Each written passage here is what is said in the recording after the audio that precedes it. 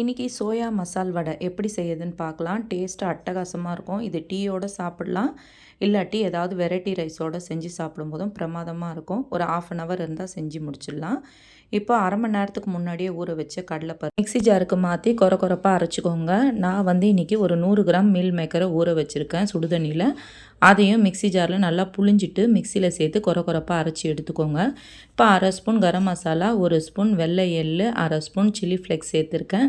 பொடியாக நறுக்கின வெங்காயம், கருவேப்பிலை, கொத்தமல்லி, பச்சை மிளகாய், துருகின இஞ்சி எல்லாத்தையும் சேர்த்து நல்லா மிக்ஸ் பண்ணிவிட்டு வடை மாதிரி ரொம்ப மெலிசாகவும் இல்லாமல் திக்காகவும் இல்லாமல் கரெக்டான பதத்துக்கு தட்டிட்டு ஒரே டைமாக எல்லாத்தையும் தட்டி வச்சுக்கோங்க. நான் இன்றைக்கி ஒரு 5 வடையாக போட்டு எடுத்திருக்கேன். 2 பக்கமும் பொன்னிறமானதுக்கப்புறம் எடுத்து டீயோட ஸ்கூல்லேருந்து வர பிள்ளைங்களுக்கு செஞ்சு கொடுங்க. டேஸ்ட்டாக அட்டகாசமாக இருக்கும். அப்படி இல்லாட்டி லஞ்ச் பாக்ஸுக்கு கூட இதை வந்து நம்ம சைடிஷ்ஷாக வச்சு கொடுக்கலாம். நீங்களும் வீட்டில் ட்ரை பண்ணி பாருங்கள். எப்படி இருக்குன்றதை கமெண்ட்டில் சொல்லுங்கள். வீடியோஸ் எல்லாம் பிடிச்சிருந்ததுன்னா ஃப்ரெண்ட்ஸ் அண்ட் ரிலேட்டிவ்க்கு வீடியோவை ஷேர் பண்ணுங்கள். தேங்க்யூ.